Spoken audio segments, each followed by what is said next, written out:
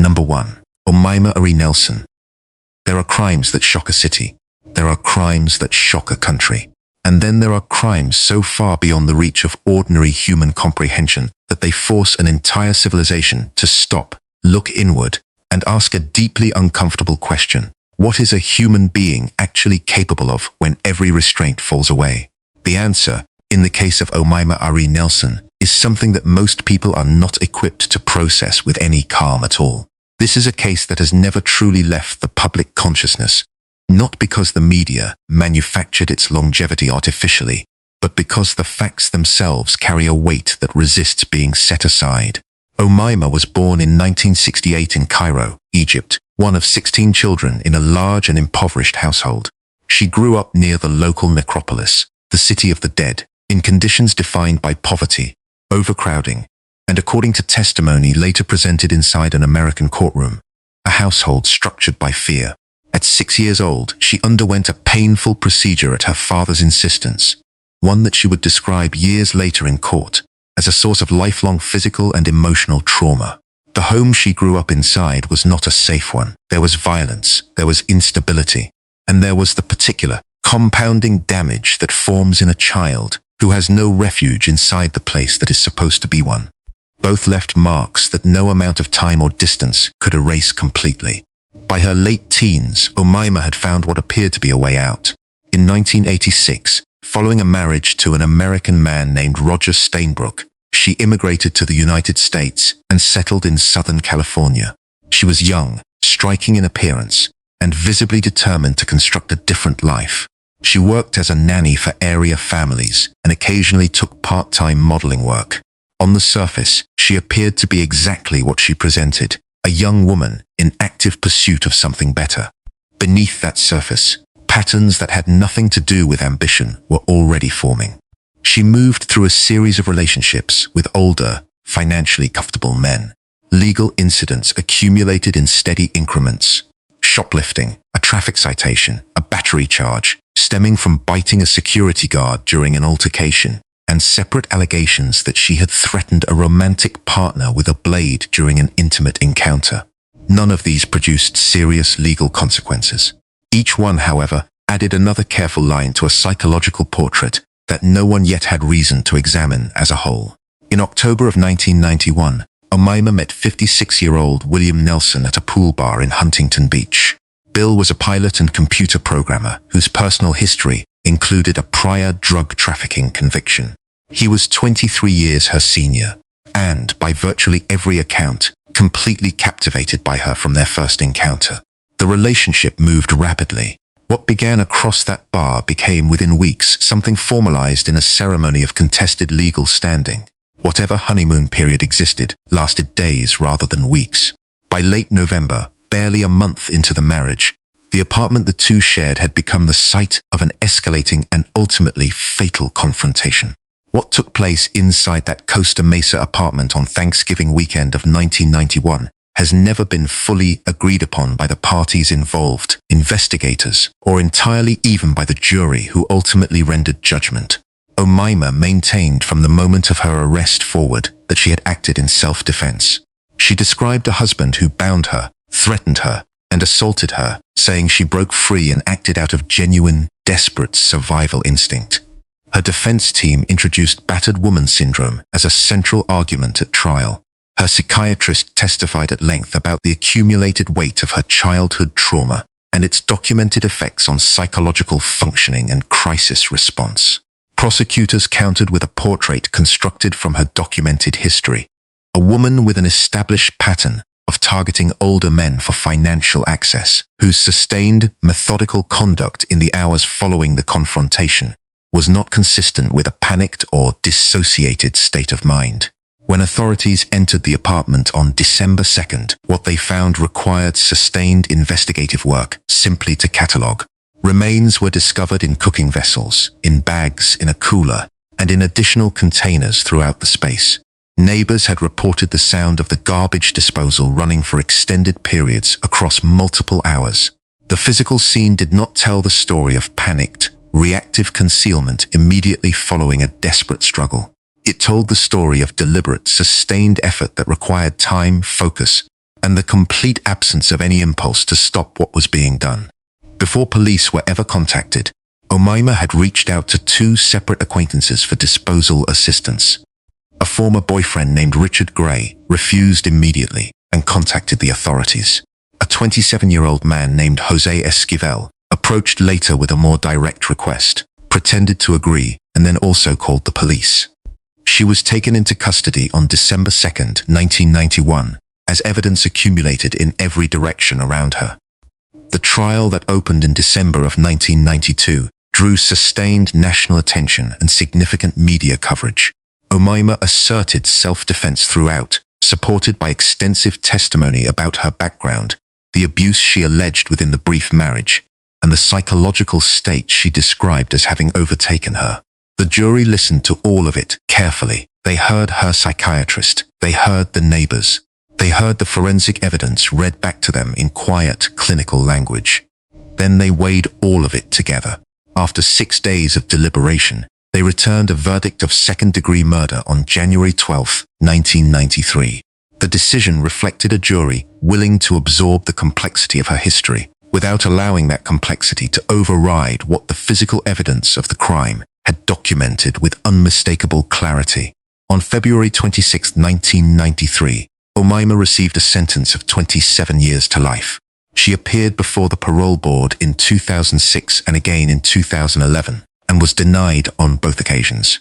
Board members described her as unpredictable, insufficiently willing to take full responsibility for what occurred, and an ongoing risk to public safety given the nature of the crime. Her next scheduled parole eligibility was projected for approximately 2026, by which point she would be approaching 60 years of age. She has spent more than 30 years behind bars. She came to California as a young woman with real wounds and a genuine desire to build something different for herself. Whether she deserves sympathy for the childhood that shaped her or accountability for the choices she made as an adult is a question that does not resolve cleanly. Both things can exist at the same time. They often do. Bill Nelson was 56 years old. He had a family, a personal history, and a life of his own that existed long before she entered it. He deserved to have all of that fully remembered. His story ends in 1991, inside a Costa Mesa apartment, within a marriage that lasted less than a month. The question of who Omaima Aree Nelson truly is, a woman pushed past every limit by real accumulated harm, or something considerably more deliberate than she has ever publicly acknowledged, is one the courts formally answered. Whether the world has genuinely made peace with that answer is, and may always remain, a separate matter entirely. Number 2. Annika Maria Östberg. Most people leave their home countries searching for something better, a wider horizon, a new start, a life that the country of their birth simply could not offer them. Annika Maria Östberg left Sweden as a child and arrived in California with her mother, carrying exactly that kind of hope. What she found instead was a path that wound through addiction, criminal courts, 2 dead men, and nearly 3 decades behind bars in a system that her home country would eventually come to view with profound suspicion. Annika was born on January 6, 1954, in Stockholm, Sweden, in the Hässelby district of the city. When she was approximately 10 years old, her mother married an American man and relocated the family to California. The transition did not go well. By her teenage years, Annika had run away from home and made her way to San Francisco, where she became deeply embedded in drug dependency, cycling through substances and petty crime while most of her peers were navigating ordinary adolescence. She eventually married a man named Brian Deasy, and for a period of time, the marriage brought some structure and apparent stability to her life. When it ended, the old patterns returned with full force. She also carried something else from her past, something that would later become deeply significant context. In 1972, Annika was convicted of voluntary manslaughter in connection with a stabbing death that occurred inside her apartment. She claimed she had acted to protect a romantic partner from the other man involved. The conviction did not carry a long sentence, and life moved forward, but the record existed, quietly, as documented confirmation of what she was capable of when pressed beyond a certain point under extreme pressure. By 1981, Annika was living in Stockton, California, with her boyfriend William Eugene Cox, known simply as Bob. The two were running small criminal enterprises together, including the resale of stolen goods to local restaurants. Their daily lives were organized around financial pressure, criminal association, and the mechanics of surviving entirely outside the law. On April 30th, 1981, that combination of pressures and circumstances produced consequences that neither of them could undo. The first victim was Joe Torre, a 58-year-old former restaurant owner. Annika had arranged a warehouse meeting with Torre under the pretense of selling him stolen meat. According to the investigation and subsequent trial proceedings, she acted as a deliberate distraction while Cox carried out the lethal attack. Torre was robbed and killed. The pair took what they had come for and fled without hesitation. 2 days later, on May 2nd, 1981, their vehicle broke down along a highway in Lake County. A passing law enforcement officer, Sergeant Richard J. Helbush, a 34-year-old 13-year veteran of the Lake County Sheriff's Office, pulled over to assist. He was doing exactly what officers in his position are called upon to do for strangers in need. He never made it back to his patrol car. According to trial evidence, Annika distracted the sergeant while Cox positioned himself behind him. A shot was fired. Helbush was killed. The couple stole his wallet and his patrol car and attempted to flee. A law enforcement pursuit followed immediately. During the chase, Annika was observed by officers assisting Cox in reloading his weapon, a detail that placed her as an active participant in what was unfolding, not a passive bystander terrified by events beyond her control. The pursuit ended in a crash. Both were arrested before the day was over. The same day, Sergeant Helbush was killed. Cox subsequently died by suicide while in custody, leaving Annika to face the full legal consequences of both murders without the man who had physically committed both killings available to share the weight of the proceedings. In 1983, Annika pleaded guilty to 2 counts of first-degree murder. She later said the decision was made partly out of loyalty to Cox and partly to avoid the risk of the death penalty. She received 2 concurrent sentences of 25 years to life. The legal principle applied to her case was the felony murder rule, the doctrine holding every participant in a violent felony equally responsible for all deaths occurring during its commission, regardless of who specifically pulled the trigger. What followed became the subject of a prolonged and intense international dispute. In the United States, Annika was denied parole in 1997, 2002, 2005, and 2008. Board members consistently cited the calculated and cold nature of the crimes, the trivial financial motivation behind them, and the permanent, irreversible loss of 2 human lives.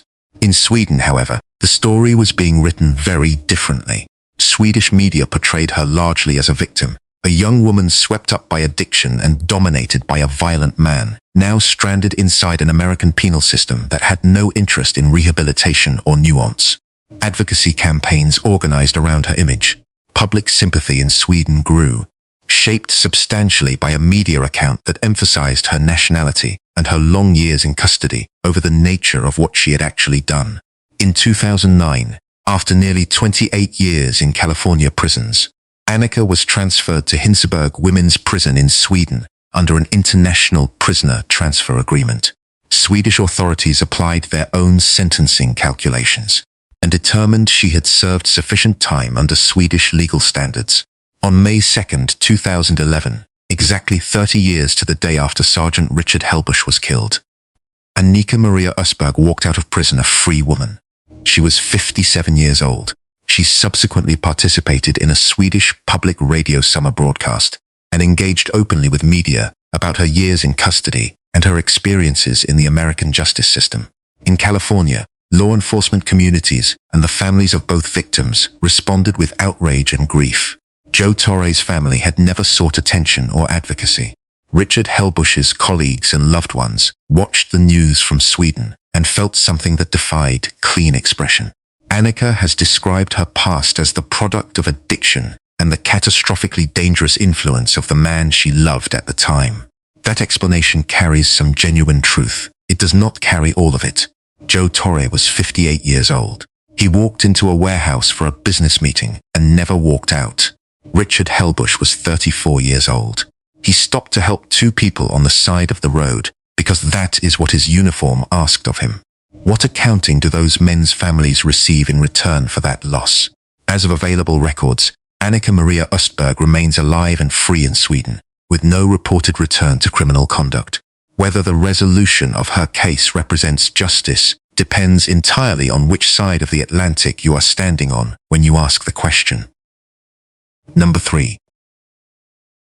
Some relationships leave visible damage, a scar, a paper trail, a pattern that anyone willing to look carefully enough can follow from the beginning to the end. And then there are relationships that operate entirely in silence for decades, corroding everything they touch so quietly and so completely that by the time anyone thinks to examine them, the damage is already structural. The case of Mae Polk is a story about what happens when that kind of damage runs all the way to the foundation of a person's sense of self, and what happens when the person claiming to have suffered the most is also the person who, one October evening in 2002, is standing over a body. Susan was born on January 25, 1957 in California. By her own account and that of her family, she was a gifted but emotionally fragile child. The kind of girl who skipped class to read Russian literature at home rather than sit in rooms that felt overwhelming, and who experienced panic attacks severe enough that her school administration eventually intervened.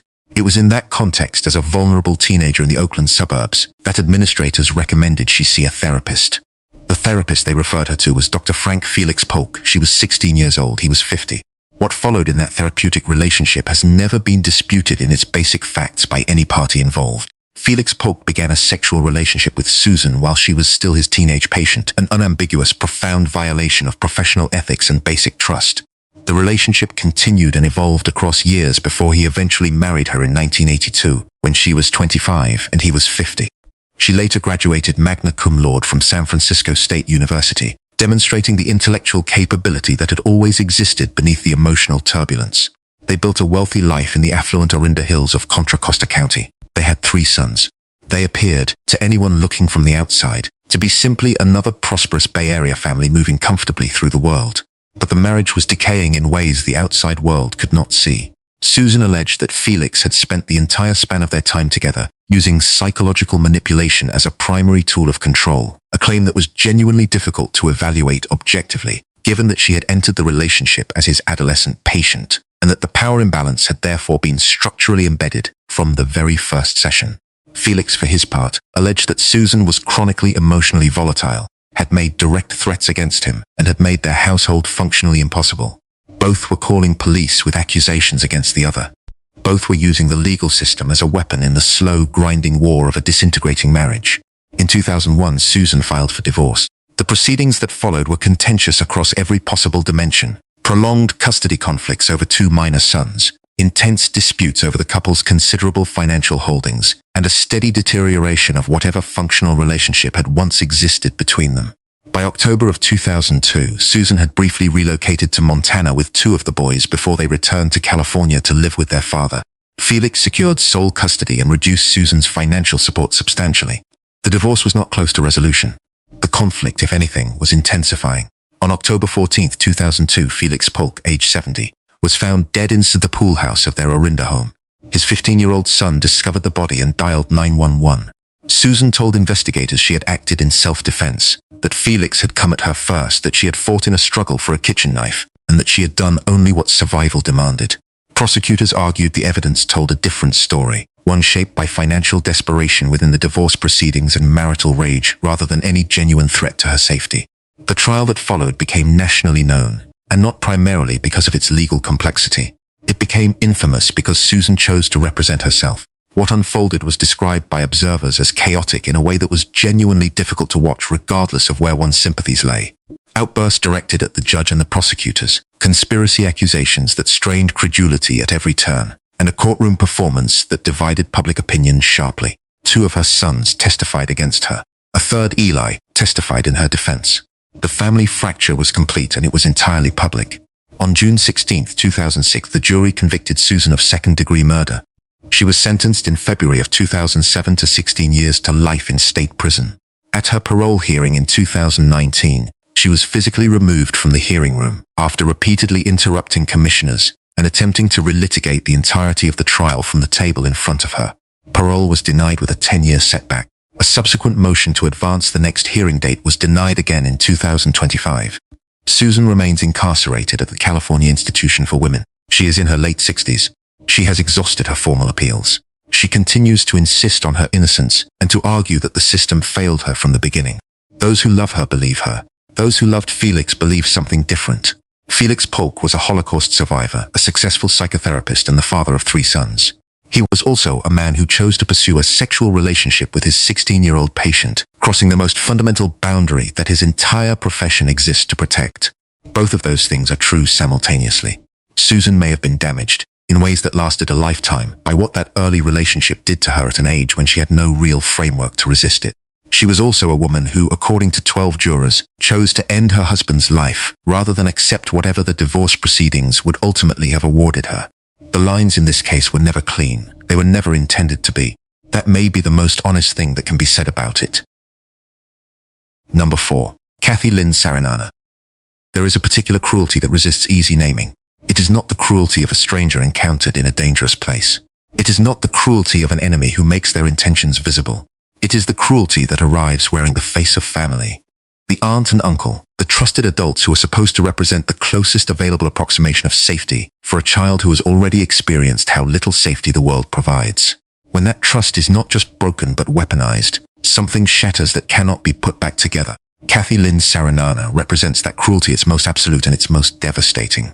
Cathy was born on July 6, 1976 in California. She married Raul Ricardo Sarinana, a man with a prior felony conviction on his record, and together they built a household that included their own 2 young children. When Raul's nephews, Conrad and Ricky Morales, needed somewhere to go, the Sarinana stepped forward and took them in. The decision appeared from the outside to be an act of family loyalty and responsibility. It was not. Conrad and Ricky came from a background that had already asked far too much of them. Their mother, Rosa Morales, had cycled repeatedly through addiction and incarceration, and both boys had already experienced the upheaval of foster care placements and unstable living arrangements throughout their short lives. Conrad was approximately 11 or 12 when he first went to live with the Sarinanas in Randall, Washington, around 2004. Ricky followed. For both boys, the Sarinana household should have represented safety, a place where family meant something, where the chaos of their earlier lives might finally give way to something resembling stability. It became the opposite of that. It became the most dangerous place they had ever been. What happened inside that household was not a single incident of discipline that escalated too far. It was systematic. It was prolonged, and it took place over many months across 2 states while ordinary life continued around it. Neighbors in Randall, Washington, began to notice things. Bruising on the boys that the adults in the house dismissed with explanations that did not hold up under the mildest scrutiny. When community members raised those concerns with Cathy, she brushed them aside. When the family relocated from Washington to Corona, California in 2005, the physical distance from anyone already watching made the isolation considerably worse. Conrad, the older of the 2 boys, kept a personal journal during this period. In its pages, he documented the texture of his daily life, the fear, the frustration, the sense of isolation, the specific details of a childhood that had become something no child should have to survive. Conrad Morales was 13 years old when he wrote those words. He did not survive to see 2006. Around August 22nd and 23rd of 2005, Conrad died in Washington as a direct result of injuries he had sustained in the Sarinana home. He was 13 years old. Rather than contact authorities, the adults responsible for his care transported his body to California and concealed it in the concrete of the carport beneath their Corona residence. Christmas preparations continued. Guests were invited into the home. Holiday decorations went up. Life on the surface visible to the neighborhood proceeded as though nothing had happened. On December 25, 2005, Christmas Day, 11-year-old Ricky Morales experienced a final catastrophic episode of harm at the hands of Raul Sarinana. He was placed in a bedroom closet as punishment and found unresponsive inside it. Cathy and Raul called 911 the following morning, December 26th, presenting the situation as a disciplinary matter that had gone further than intended. The officers who responded found something that no disciplinary explanation could account for. The autopsy of Ricky Morales revealed injuries consistent with prolonged, sustained, repeated physical harm, scarring patterns consistent with cord or strap marks, burn marks estimated to be weeks to months old, and severe internal trauma from multiple episodes of blunt force. As the investigation expanded beyond the Corona residence, investigators discovered Conrad remains concealed in the carport concrete, the older boy who had been dead for months while family life continued around his hidden presence. Cathy was arrested quickly. The couple's own children were removed to protective custody.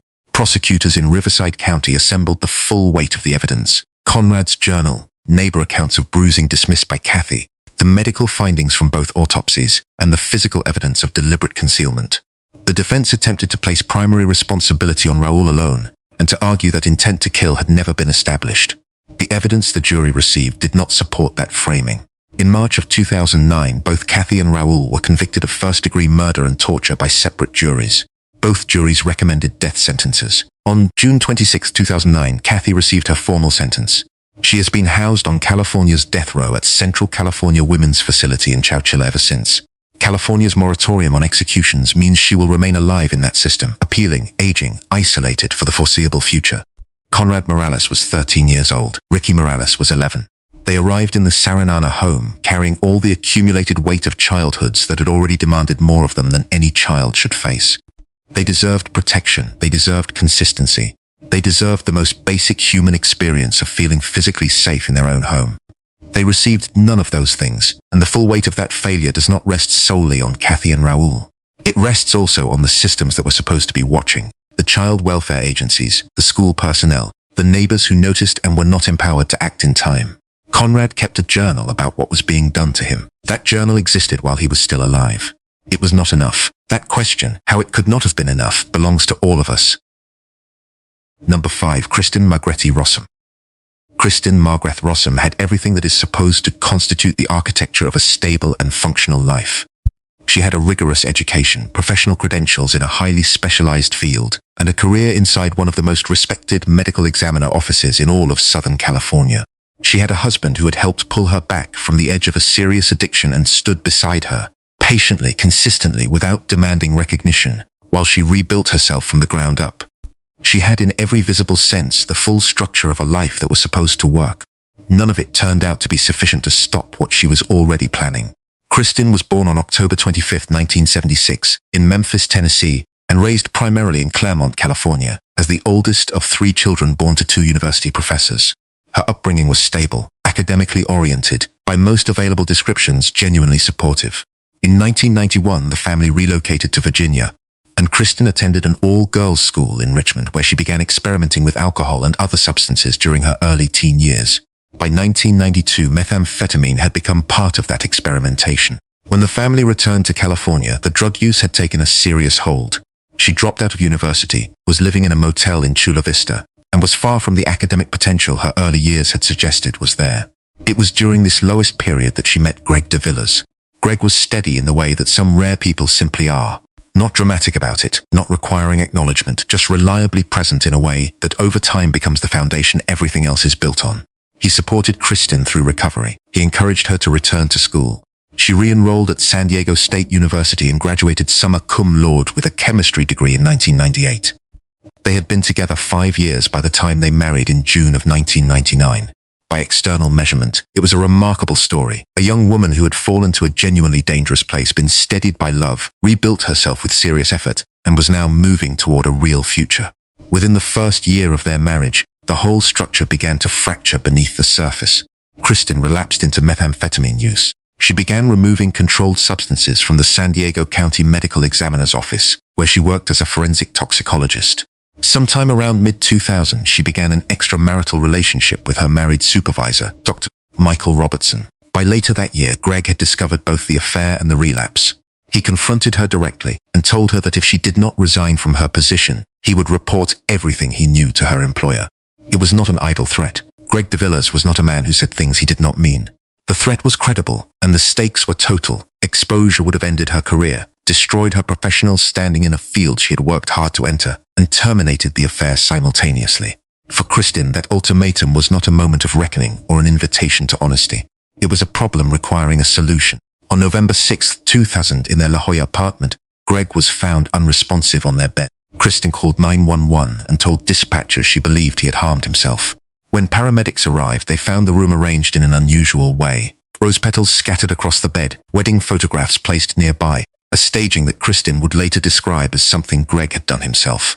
She told a story of a depressed husband who had been struggling emotionally and had made a tragic choice.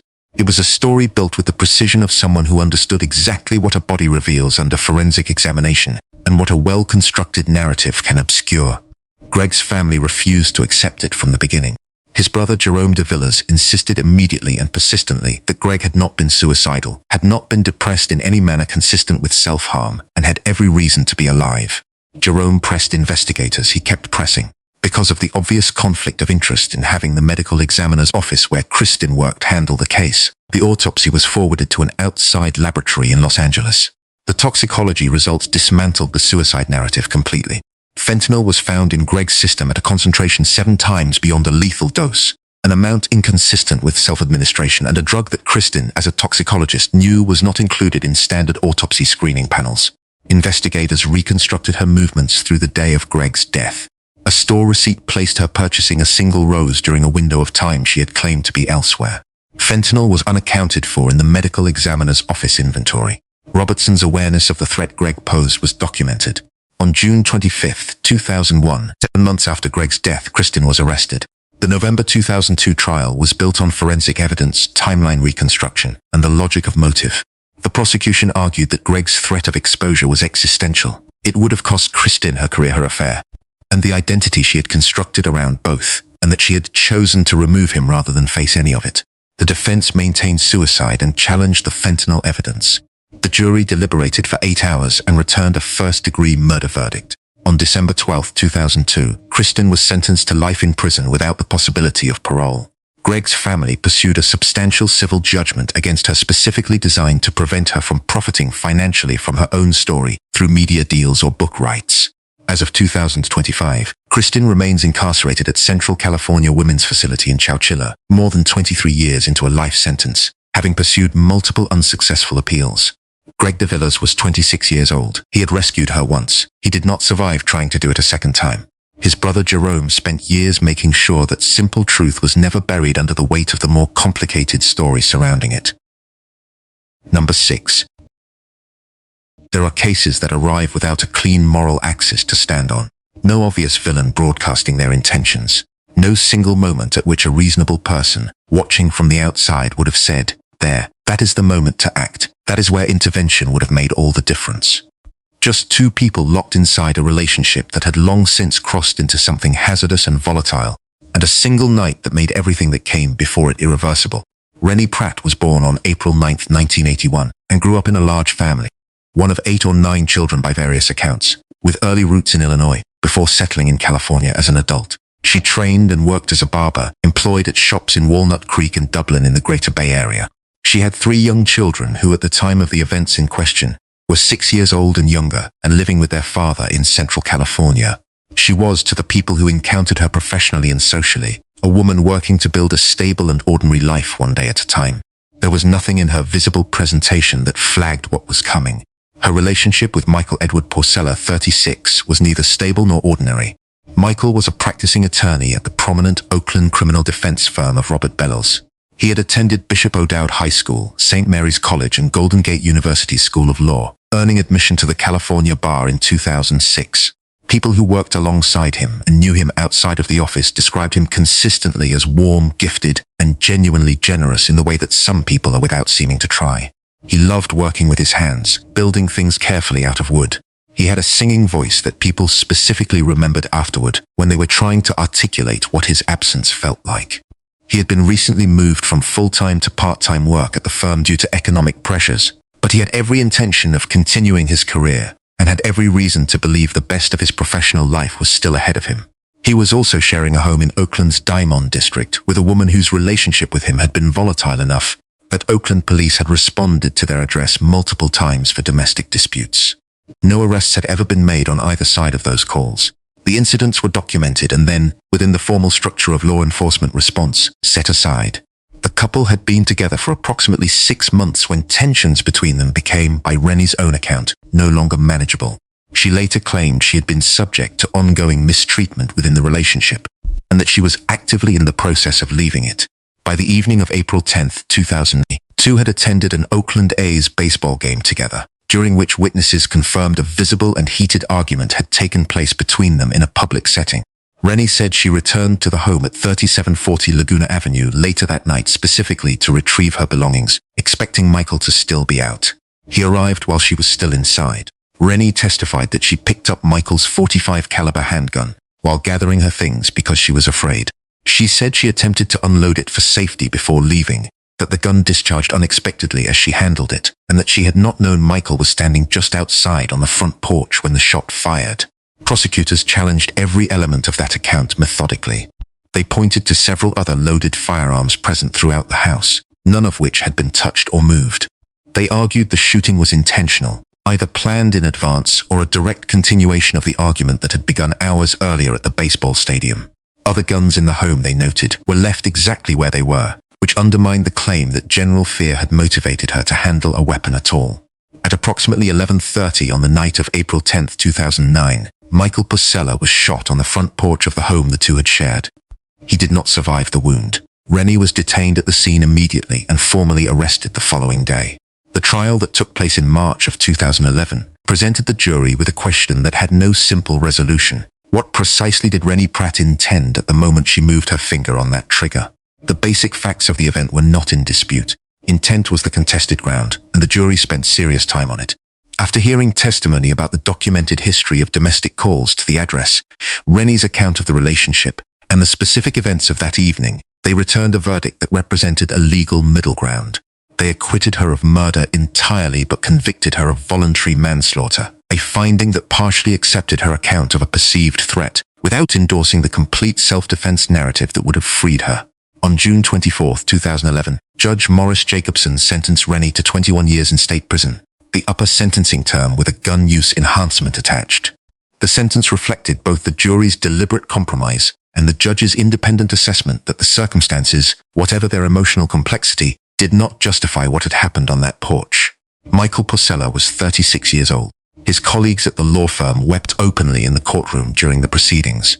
His friends spoke about the specific, irreplaceable quality of his presence, the woodworking, the singing, the particular warmth that made a room feel different when he entered it. Oakland marked his death as the 30th homicide of that year. That number does not capture what his absence meant to the people who had sat across a table from him and known him as someone real. Rennie remains incarcerated in the California state prison system as of available records, serving her 21-year sentence from 2011. She has not become a prominent or frequently discussed figure from behind bars. She has simply been serving her time, which is in its own quietly devastating way, the plainest possible conclusion to a story that was never plain while it was happening. Number 7. Paz. The people who care about us are supposed to represent safety. That is the most foundational assumption underneath every friendship, every romance, every act of trust extended toward another person in the dark. But there exists a particular category of betrayal, the kind rooted in obsession and jealousy that has been quietly building for a long time, where the person who once said they cared becomes the most calculated and deliberate danger in the room. Veronica Paz and what she arranged to happen to Diego Armando Gonzalez is a study in exactly that kind of corruption. Veronica was born in 1982 and grew up in the Orange County and Garden Grove area of Southern California. She attended Portola Middle School, where she met Brandon Dante Perry sometime in the mid-1990s. The two began an on-and-off romantic relationship that persisted through breakups and reconciliations and the particular exhausting turbulence that accompanies that kind of long, unstable bond well into their early 20s.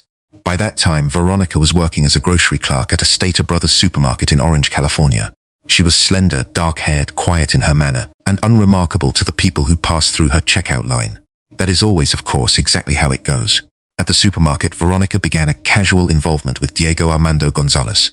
Diego was 17 years old, a co-captain of the wrestling team at El Modena High School in Orange. He was the kind of young man who is remembered specifically and warmly by the adults who watched him grow. His coach described him as a special young man with a heart of gold. His family described someone athletic and devoted who made the people around him feel genuinely valued and seen. The arrangement between Diego and Veronica was brief and without formal commitment. When Diego chose to step away from it romantically, reconnecting instead with a former girlfriend, Veronica received that decision poorly. She felt dismissed. She felt, as she later put it, used. She did not find a way to move on from that feeling.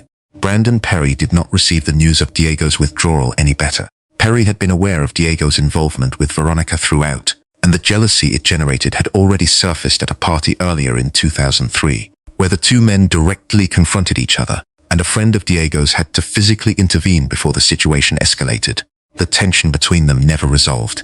According to the evidence presented at trial, Perry and Veronica began having deliberate, purposeful conversations about what they were going to do about Diego. Prosecutors alleged that during this planning period, the pair traveled to a desert location to fire a weapon.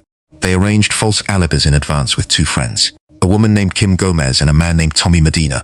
The coordination of those false accounts before the night itself demonstrated with considerable clarity that what was coming was not a decision made in the heat of any single impulsive moment. On the night of November 9th going into November 10th, 2003, Veronica contacted Diego and arranged to meet him in Orange Park Acres, a semi-rural, sparsely trafficked area of Orange County. She framed the invitation in terms she understood would motivate him to come without asking too many questions. He arrived at the construction site she had identified, with no lights and no foot traffic to notice anything, and got into the back seat of Veronica's car. He had no framework available to him for what was actually waiting in that location. Brandon Perry had been there in the dark before Diego arrived. Perry pulled Diego out of the vehicle at gunpoint. He shot him twice, once in the forehead and once in the mouth. Diego Gonzalez, 17 years old and co-captain of his school's wrestling team, died at that construction site in Orange County. Perry and Veronica then poured gasoline on the body and set it on fire in an attempt to slow down the identification process and complicate the investigation. They separated. They contacted their alibi witnesses. They settled into the account they had prepared in advance. The investigation began when Diego's family reported him missing after he did not come home. Detectives identified Veronica as a former romantic partner and brought her in for questioning. She provided the alibi she had arranged with Kim. Perry offered his own prepared account. Neither story held up as investigators examined the details more closely. 3 days after Diego was killed, on November 13, 2003, Veronica arrived unannounced at the sheriff's station and provided a new account. She said Perry had asked her to bring Diego to that location. She said she had understood that something violent was being planned. She said she had gone along with it. She said she had been present when the shooting occurred. Her statement placed her directly at the center of a first-degree murder prosecution. Perry pleaded guilty to first-degree murder in March of 2006 in exchange for a 25 years to life sentence and an agreement to testify against Veronica at trial.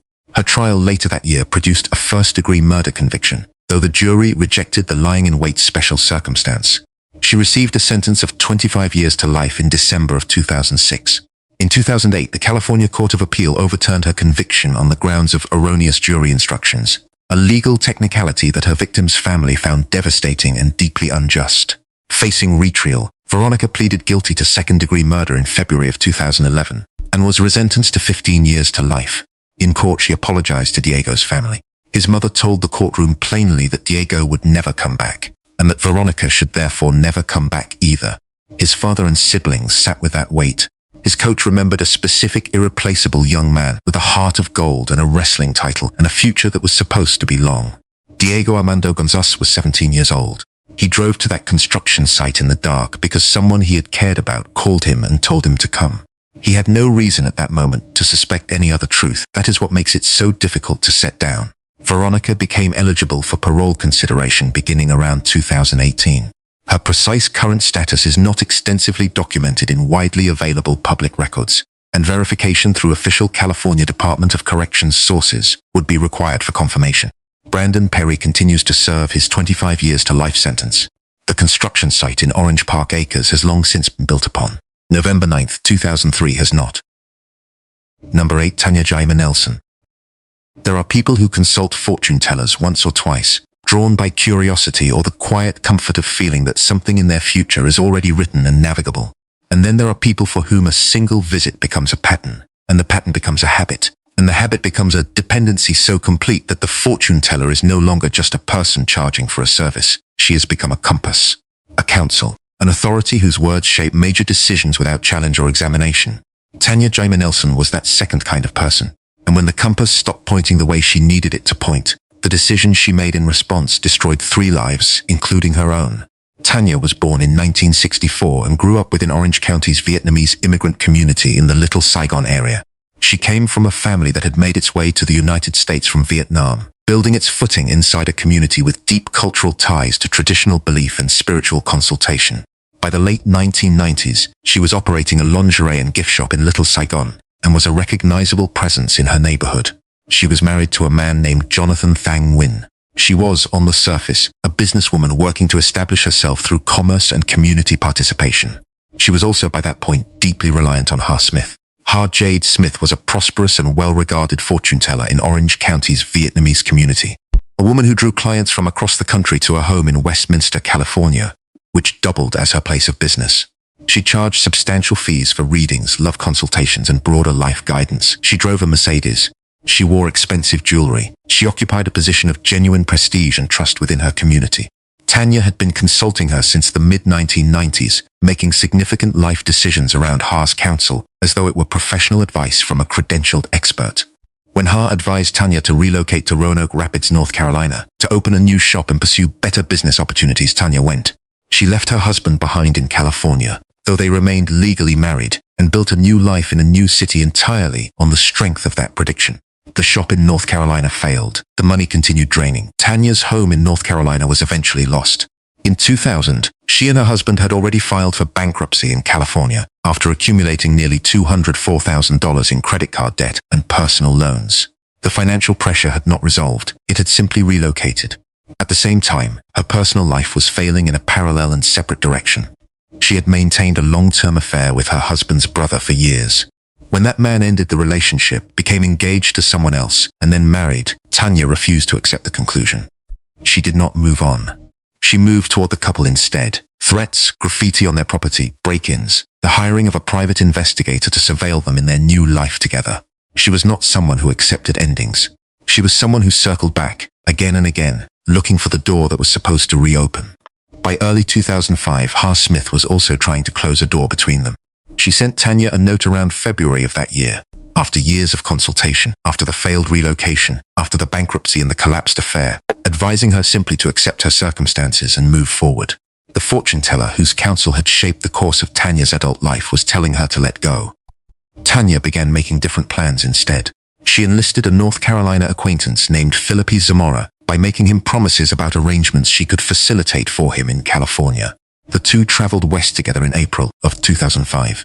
On April 21, 2005, they arrived at Ha Smith's home in Westminster and were welcomed inside for what appeared from the outside to be a routine appointment. Ha was 52 years old. Her daughter, Anita Nevo, was 23, a college student who had recently been accepted to law school and who lived with her mother while preparing for the future that acceptance represented. Both women were attacked inside the home. Both were stabbed multiple times. The attackers went systematically through the residence, taking jewelry, credit cards, cash, phones, and identification documents. Before leaving, they also obtained white paint and applied it to both victims, a detail that initially baffled investigators and that analysts later connected to Vietnamese funeral customs, though the full significance of the choice has never been entirely resolved. Zamora subsequently testified in detail about what had occurred and his specific role in it. Police responded the following day, when Anita's friends reported her missing after she failed to be in contact as expected. Officers found both women inside the home. The absence of forced entry established immediately that the victims had known and trusted whoever came to the door. Ha's appointment book contained Tanya's name for the date of the murders. Investigators then traced the use of the stolen credit cards and identification. Tanya had used them to purchase clothing, luggage, and plane tickets in the days that followed the killings. She had returned to North Carolina but subsequently flew back to California for what appeared to be a family trip. On May 30, 2005, she was arrested at a hotel with stolen items still in her possession. Phillipe Zamora was located, arrested separately, and agreed to testify against Tanya in exchange for a reduced sentence. Among the evidence presented to the jury was an entry in Tanya's own appointment book on the date of the murders, in which she had written the words "horrible sin." The trial in Orange County Superior Court produced a conviction in February of 2010 on 2 counts of first-degree murder, with special circumstances, multiple murders and murder committed during a robbery. The penalty phase produced a jury recommendation of death. On April 23, 2010, Judge Frank F. Fazal formally sentenced Tanya Jaime Nelson to death. He noted her complete absence of demonstrated remorse and described her claims of non-involvement as, in his precise words, laughable. It was only the second in Orange County history that a death sentence had been handed to a woman. As of 2026, Tanya remains alive on death row at Central California Women's Facility in Chowchilla, approximately 62 years old. California has not carried out an execution in many years. She continues to assert her innocence. She continues to age inside a system that has not moved toward finality in her case and shows no immediate sign of doing so. Ha Smith was 52 years old. She had built a visible and respected life inside her community. She opened her front door to a familiar client and did not walk out of her own home again. Anita Nevo was 23 years old, with a law school acceptance letter in hand and a future that by every measure was supposed to be long and full. They had done nothing except exist on the wrong side of Tanya Nelson's accumulated resentments. That was all it took to end them both. Number 9. Lyn Michaud. There is a particular kind of deception that is almost impossible to detect because it does not announce itself. It does not arrive with recognizable warning signs that a community can identify and respond to before harm occurs. It arrives instead wearing the most reassuring clothing available. The volunteer at the church social, the neighbor who always waves, the crossing guard who makes sure the neighborhood children cross the road safely every single morning. Lyn Michaud was that kind of deception for years, maintained with a consistency that the people around her were simply not equipped to look behind. Michelle was born in 1959 in California and spent portions of her early life connected to a military family structure that produced a somewhat unsettled geography of childhood. As an adult, she settled in the Sacramento area, where she had children and embedded herself in the ordinary rhythms of a residential neighborhood. She volunteered at a local Catholic church. She worked as a school crossing guard. She was known to the people around her as warm, approachable, and reliably present in the ways that neighbors value without examining too closely. She was also arrested for prostitution in 1991, and she was simultaneously cultivating, in the private spaces of her own psychology, a set of fantasies and obsessions that had nothing to do with the woman her neighbors believed they had assessed correctly. By the mid-1990s, Michelle had entered into a relationship with James Anthony DeVeggio, a convicted sex offender who went by the nickname Froggy. The relationship between them was not the story of a woman who was gradually deceived or coerced into following someone else's lead into increasingly dark territory. It was based on the overwhelming weight of evidence presented at trial, a genuine convergence. Two people who found in each other a reflection of the most destructive impulses of their own psychology. They used methamphetamine together heavily and consistently. They gathered and discussed material related to notorious criminals. They spoke explicitly and admiringly about Gerald and Charlene Gallego, a California couple convicted in the 1980s of what prosecutors had called sex slave murders, and shaped their shared language and plans consciously around that admiration. They used specific words for what they were planning. They called it huntings. They called it adventures. That language was not borrowed casually. It was chosen deliberately and reflected a shared worldview that both of them had arrived at from their own individual directions before they found each other. In 1997, those plans moved from conversation into action. Multiple young women were abducted and assaulted over a period of months, drawn into the couple's green Dodge Caravan, which had been physically modified specifically for these purposes. Rear seating removed and replaced with restraint equipment, the interior redesigned around a singular intention. The assaults were not impulsive or opportunistic in any uncalculated sense. They required advanced physical preparation, practical coordination, and a shared willingness to cause ongoing harm that neither participant appeared to struggle with. Among those victimized were people with personal connections to Michelle herself, including a minor member of her own family. That specific detail, more than almost any other in this case, defines the depth of what she had become and the total absence of any protective instinct where it should have been most elemental. On December 2, 1997, 22-year-old Vanessa Leigh Sampson left her home in Pleasanton, California, to walk to her clerical job at an insurance company. She did not arrive. Michaud and DeVeggio abducted her during that short, ordinary walk and forced her into the modified van. What Vanessa experienced during the hours that followed was presented in clinical, precise detail at trial, including the use of physical restraints and implements the couple had brought specifically for this purpose. The ordeal ended when Vanessa was strangled with a nylon rope. Her body was left on a snow-covered embankment off Highway 88 in Alpine County, near the South Lake Tahoe area, where it was discovered shortly after. The following day, December 3, 1997, Michaud and DeVeggio were arrested in Reno, Nevada, in connection with the kidnapping and assault of a community college student they had committed in that same compressed period. The Reno arrest brought investigators into contact with evidence that connected the couple to Vanessa's disappearance and death. Vehicle descriptions, physical evidence recovered from the interior of the modified van, and the timeline of their movements. The case closed relatively quickly given the quantity and quality of physical evidence that remained inside the vehicle they had used.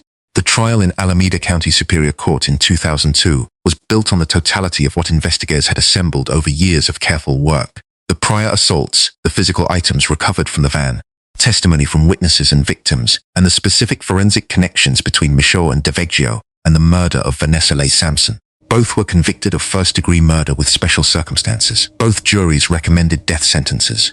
On September 25, 2002, Judge Larry Goodman sentenced them both, using language in his ruling that he did not moderate for the occasion. Michelle Michaud has been on California's death row at Central California Women's Facility in Chowchilla ever since. She pursued appeals that ultimately reached the United States Supreme Court, which declined to hear her petition. The California Supreme Court affirmed her sentence in 2018. California's ongoing moratorium on executions means she remains alive in the condemned unit, one of a small number of women housed there, aging through a process that shows no sign of reaching a final conclusion in the near term. Vanessa Leigh Sampson was 22 years old. Purple was her favorite color. The people who loved her wore it to the courtroom during the trial, every day on purpose, so that everyone in that room would have to see it and understand that Vanessa had been someone particular, someone specific, someone with a favorite color and a family and a walk she took to work every morning. Her brother Vincent confronted Michaud and DeVeggio directly during the proceedings. Her mother Christina has carried the weight of that December morning in Pleasanton through every single day that has followed it.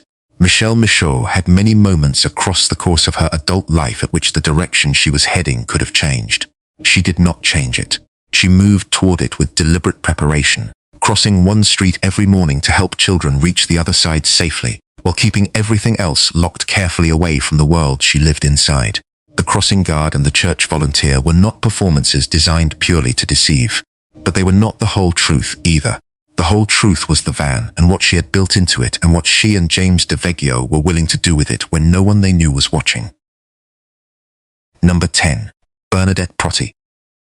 We tend to look for motive in proportion to the scale of what someone has done.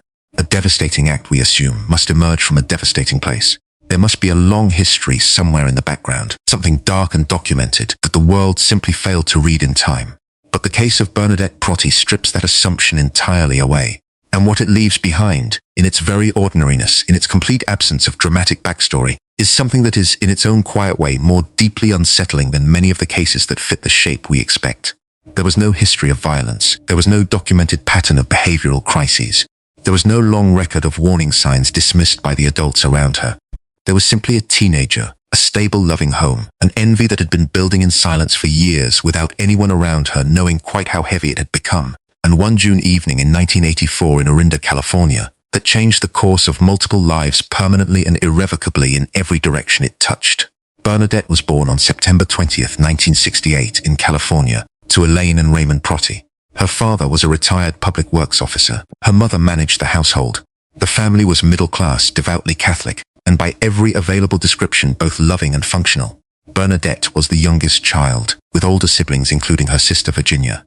She attended Miramonte High School in Orinda, a prosperous, quiet suburb nestled in the Contra Costa County hills, where she found herself navigating a social world she could not fully access no matter how earnestly she tried. She did try. That matters enormously to understand. She was not resigned or indifferent. She cared about fitting in with a sincerity and a quiet intensity that the people around her did not fully perceive and could not have known to take seriously. She tried out for cheerleading and was not selected. She sought a place on the yearbook committee and did not get it. She participated, at the peripheral edges, in a school service organization called the Bobo Links, while watching others move through its social center with an ease that looked, from where Bernadette stood, completely effortless. Small incidents of humiliation accumulated. A ski trip where her older, less expensive equipment attracted commentary from wealthier classmates. Each moment added weight to something that had been quietly accumulating for longer than anyone around her knew. And then there was Kirsten Marina Costas. Kirsten was born on July 23, 1968, the same year as Bernadette, the same school, the same neighborhood, the same social world in name if not in reality.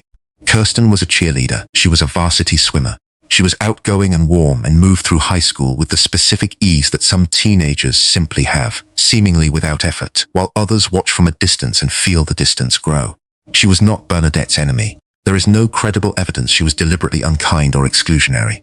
She was simply, from where Bernadette stood and observed for years, the living embodiment of everything Bernadette had reached for and been denied. She occupied the social space Bernadette wanted. She did it visibly and naturally. And Bernadette could not stop watching. By the spring of 1984, the watching had turned into something else. Bernadette had begun constructing a plan. She fabricated an anonymous phone call to Kirsten's mother, describing a Bobo Links initiation dinner that did not exist, instructing the family to keep the invitation a secret. It was an invention built entirely around a single operational purpose, getting Kirsten out of her home, away from her family and isolated. On the evening of June 23, 1984, Bernadette told her parents she was babysitting. She borrowed the family car. She drove to the Costas home and presented the invitation as genuine. Kristin walked out with her, trusting the story completely. When the reality of the fabricated dinner became apparent to Kristin, and she understood that the entire invitation had been manufactured, she became frightened and upset. The girls argued. Kristin fled toward a neighboring home to find an adult who could help. A neighbor named Alex Arnold happened to witness what he initially took to be a physical altercation between two young women. As Kristin approached the door of another nearby residence, Bernadette came at her from behind and stabbed her 5 times with a kitchen knife she had brought specifically for the purpose. Kristin managed to reach a neighbor's home and collapse inside. She was transferred to the hospital. She died that night. She was 15 years old. Bernadette drove home. She went for a walk with her mother. She said nothing that evening, or in the days immediately following, that broke the surface of what had happened. She maintained the exterior of her ordinary life with a composure that, once investigators understood what they were looking at, disturbed them deeply. The police response to the murder in Orinda's quiet streets was genuine and ultimately thorough, but it took time. This was not a community with any established framework for a crime like this one. Bernadette was questioned during the early investigation and passed a polygraph examination, a result that temporarily and significantly redirected investigators' attention away from her. Months passed. The FBI was brought in to assist. Behavioral profiling work conducted during that period consistently pointed toward a jealous classmate acting on a social motive. Investigators returned to Bernadette's alibi and examined it with significantly greater care than had initially been applied. It did not hold up. An FBI agent confronted Bernadette directly, telling her they knew she was responsible and that an arrest was approaching. She went home that evening and wrote a full, detailed confession letter addressed to her mother. She had spoken with a priest who advised her to come forward honestly.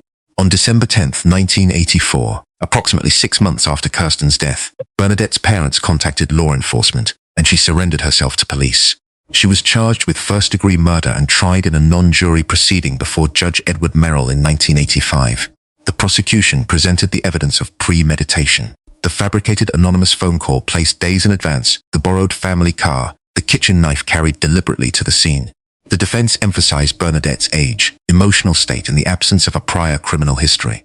Judge Merrill convicted her of second-degree murder, finding the legal standard for first-degree premeditation insufficiently met under the precise circumstances. On March 14, 1985, she received the maximum available juvenile sentence of 9 years in a California Youth Authority facility. She served 7 of those 9 years and was paroled on June 10, 1992 at 23 years old. Under the protections routinely extended to juvenile offenders, she was permitted to change her name and relocate to another state. She did both. Reports emerging in the years since have placed her in healthcare or a related professional field, married with children, living entirely outside of public attention. She has not spoken to media. She has sought no attention. She has disappeared quietly and completely into an ordinary life built under a different name. Kristin Costas's family relocated to Hawaii in 1986, seeking distance from the grief that had saturated everything familiar in Orinda.